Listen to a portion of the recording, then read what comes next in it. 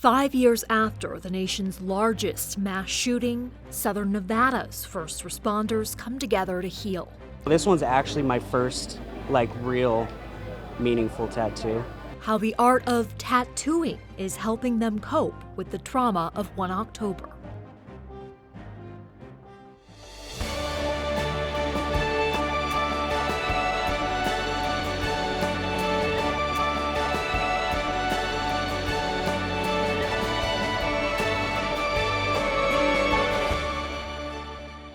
Support for Nevada Week is provided by Senator William H. Hernstedt. Welcome to Nevada Week. I'm Amber Renee Dixon, and this week we are on the road, coming to you from Clark County Fire Station 25. This is a working fire station, so the crew here could be called out at any time. We're hoping for no emergencies, but just in case, a heads up. Ahead, we are going to be showing you how tattooing has been part of the healing process for some first responders. But first, we want to discuss how our local first responders are doing 5 years after 1 October. And joining me for that discussion are Tiffany Oba with the Vegas Strong Resiliency Center, Travis Haldeman, a county fire engineer and a 1 October survivor, and Steve Ryback, Director of Metro's Police Employee Assistance Program. Thank you all for joining us today and taking the time. Travis, you were off duty at the concert with your wife at the time when the shots were fired. You jumped into action and began saving lives. How are you doing 5 years after? I think I'm doing a lot better than I was. I certainly struggled there for the weeks and months post October 1. I feel like I probably still have a little ways to go. I know I wouldn't be in the spot I'm in today if it wasn't for my friends and family, my wife especially, who stepped up tremendously and seeking out the therapists and the counseling that I received over the course of the last 5 years. That they definitely deserve the credit for getting me where I am today. In what ways were you struggling after 1 October? Right after the event, I really felt guilty that I didn't do more that night. I felt a sense of shame. I made a couple of mistakes. I'm very fortunate to have helped the people that I got to help out, and I hope that I had a positive impact on their lives since. But really that should have done more feeling was probably the hardest to overcome. I want to get back to that, but Steve, you were a sergeant at the time within Metro. What was your role in the response to 1 October, and how are you doing 5 years later? So 5 years ago, I was overseeing an investigative squad, and so we were tasked to go with myself and 5 of my detectives to one of the local hospitals. We interviewed the survivors that were there. We had to identify the victims that were there, the several deaths, and overall, I think I'm doing pretty well. I mean, it's being in this role that I'm in right now, overseeing our peer support program. It has its therapeutic values where you get to help people, but you also have to walk the walk and talk the talk, and so making sure that I'm okay and I'm doing well physically, mentally is an important component and one that I take very, very seriously. Travis, I was surprised to hear that you felt guilt. Why? 58 people lost their lives that night, and I felt like I was responsible for that number being that high. I felt like had I done more, maybe made a different decision, that number would have been less. And so seeing that number, and it was everywhere, really made me feel guilty for allowing it to get that high. And it was through a lot of therapy and conversations between my wife and I that I realized I wasn't responsible. I'm not the one that did that terrible thing that day, which sounds so silly to say out loud because obviously, but that breakthrough moment I had really was a 1-2 punch with the help that I received through therapy and the conversations that I was able to have with my wife. Tiffany, what is your role with the Vegas Strong Resiliency Center, and what kind of issues have you found first responders dealing with in the aftermath? So my role is Responder Wellness Coordinator. So I help coordinate mental health services for our first responders and their families. And my responsibility is just to let them know the services and the resources that are available to them, to their families, significant others, and make them known and let them know that it's okay to ask for help, it's okay to come to me, it's okay to seek services, there's no judgment here, and it's a place where you can come and get the things that you need. And what are you hearing from first responders? What are they dealing with? In terms of 1 October, your position was created after 1 October Yes. because of it. Yes, my position was created after the 1 October tragedy. And some of the things that I do hear, like Travis said, is some of the guilt, some of the, I wish I could have done something, I wish I would have done something differently, and a lot of depression, PTSD. It still affects the first responders even today. Why is 5 years significant, the 5-year mark? Steve? From our police perspective and the PTSD, the 5-year mark is significant to us because we've learned from several studies, or one specifically, that PTSD can manifest itself sometimes after that 5-year mark, and sometimes in the window of a 5 to 7 year mark. And so we just literally surpassed that 5-year mark. And so we're concerned from an agency perspective that our employees are okay and that their physical and mental well-being is being taken care of. We had almost 1,000 employees in some way, shape, or form that were involved in 1 October. And so we're an agency of almost 6,000 employees, so it's quite a big number, and almost 20% of our agency was involved. So we want to make sure that we're doing our part and doing our best in order to get anybody affected by it the help and the care that they need. How has Metro gotten ahead of this 5-year mark? So I'd like to think we're doing our best to get ahead of it. We're doing our best in terms of building resiliency, educating. Having programs like this, or getting the word out with the Resiliency Center, or Travis coming forward and explaining their experiences, and with therapy, and that there's resources, and that the help is available. That is something that we all piggyback, and we want the best for our employees. And so in presenting these options, and in my position as with peer support, we're able to let people know you're not the only person. You're not an individual in this. There's many people that were affected, and there's a brotherhood and a sisterhood in law enforcement, as with all first responders. And so we have this duty and obligation to look after each other. Tiffany, you had mentioned no judgment when you are interacting with first responders. What is the judgment that first responders think they may face? So there's a lot of stigma that comes from the first responder community, that if I ask for help, I'm going to get judged. People are going to think that I'm not able to do my job. They feel that they're going to get talked about. People are going to know everything that's going on with them in their personal life, which is not true. So it's my responsibility to help take down some of those barriers and let them know it's okay to not be okay. It's okay to ask for help. It's okay to get help for you and for your family. How prevalent is that stigma, Travis? Yeah, it's definitely there.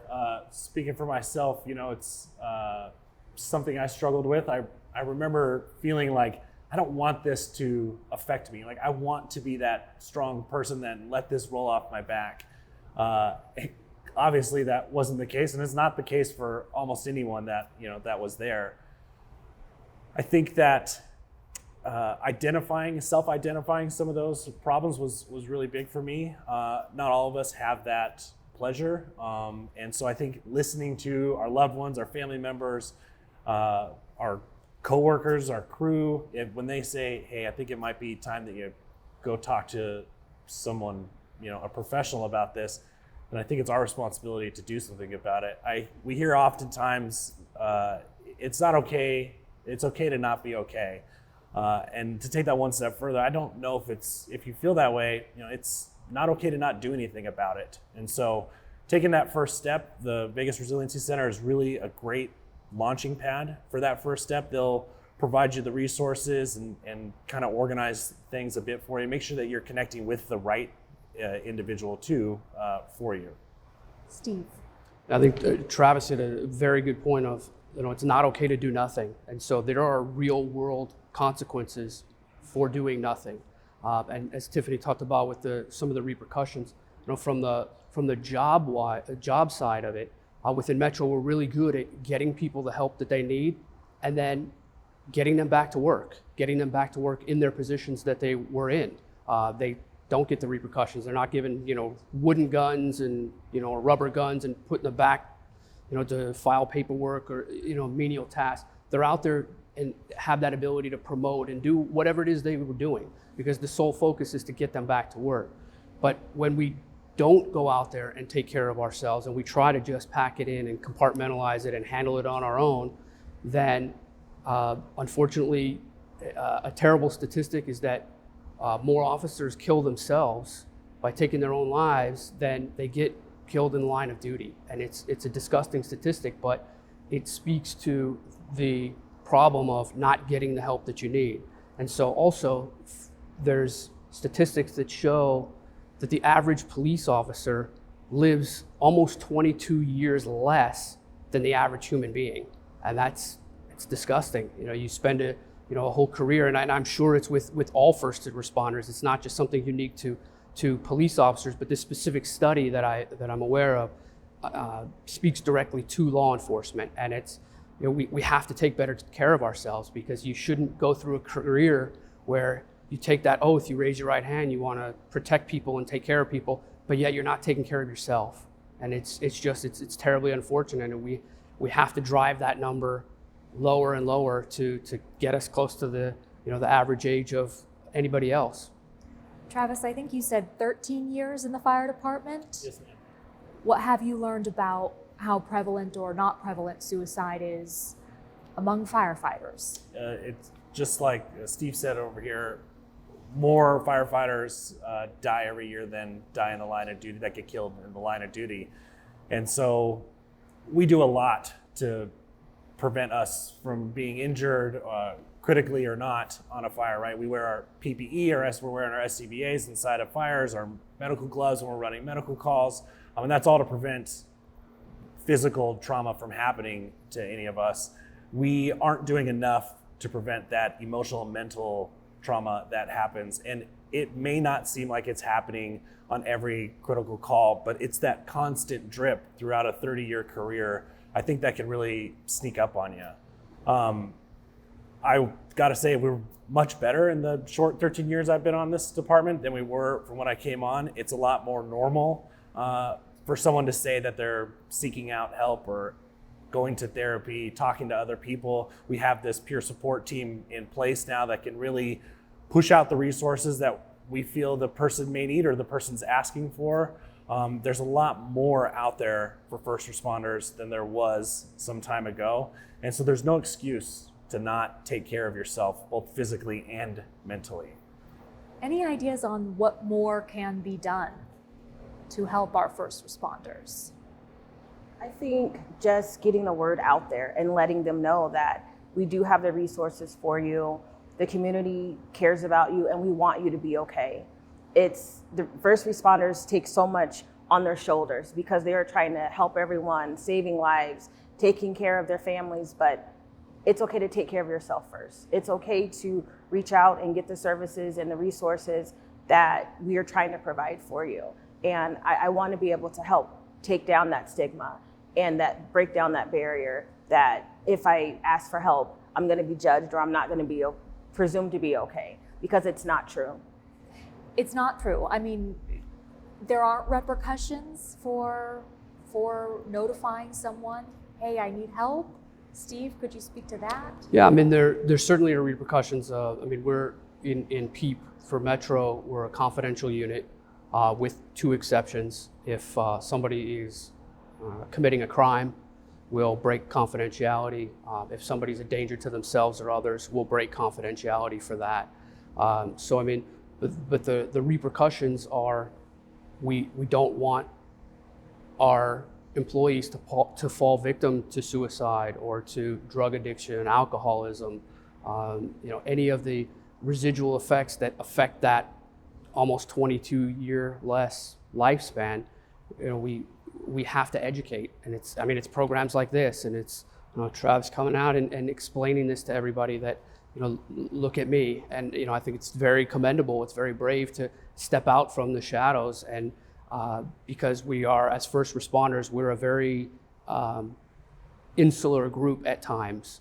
We're very welcoming to each other, but when we see others, I believe, that are going out there and getting the help, it's only going to motivate and inspire other people. And so it's great what you're doing. It's much appreciated. I feel like it's the easiest risk-benefit analysis you're ever going to do. You're risking an hour of your day to go talk to a professional, right? And that's going to do one of two things. It has a small chance of not doing anything for you, right? Or it has this tremendous chance of helping you and getting you on the right path of emotional and mental well-being. And that benefits you not only at your job, but that makes you a better parent, a better spouse, a better brother, sister, whatever, right? It makes you throughout your life, with not including your career, it makes you this better person. And so to me, it's just a no-brainer, right? And there's a lot of benefit in that professional seeing you if you're not at your worst. There's a lot of benefit of them seeing you that way, so they have a baseline for you for when that call happens or when that incident comes. Then they know what you're like normally. Then they know how bad off you really are right now. Something special about the Vegas Strong Resiliency Center and what you do deals with who you connect first responders to. What are you looking for in a therapist, for example? I think we're looking for therapists and clinicians who are culturally competent.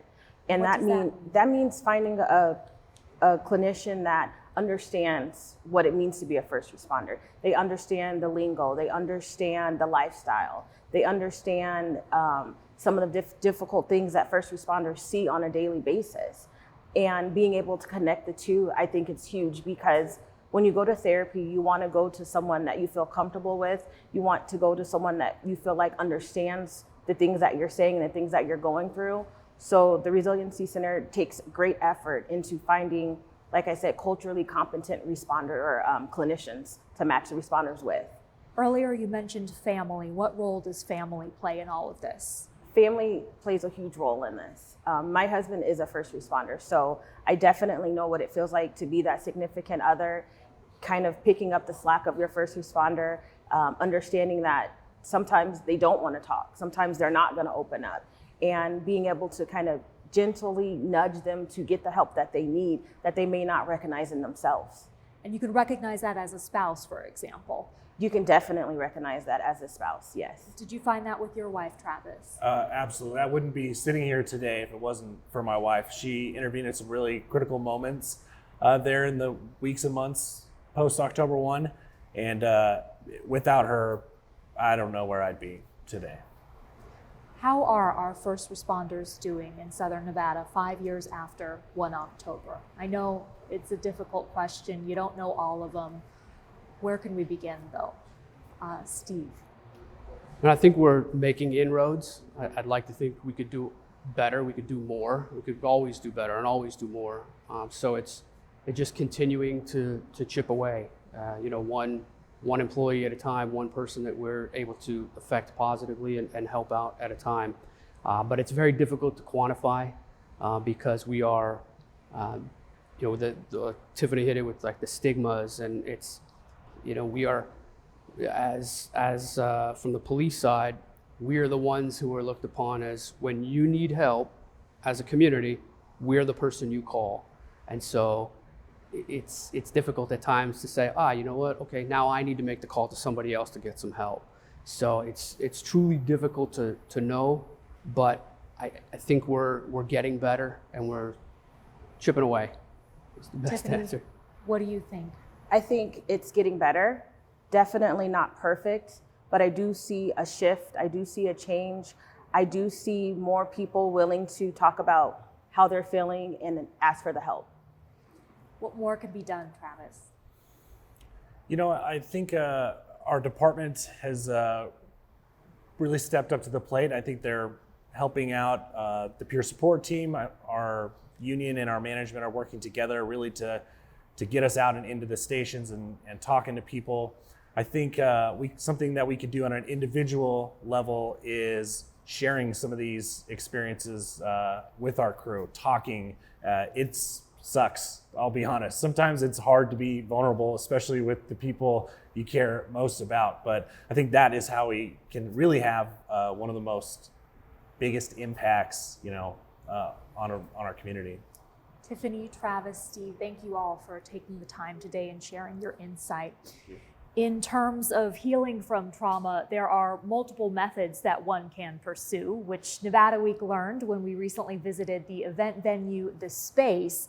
That is where the program Healing Inc., which serves victims of mass violence, worked with local tattoo artists to provide 1 October first responders with free customized tattoos.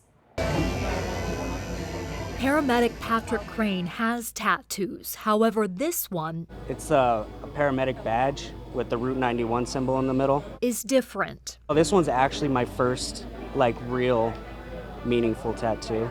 It's gonna be a reminder aside from the memories of it. But now I can look down and say, I'm continuing on, just to do my best for everybody.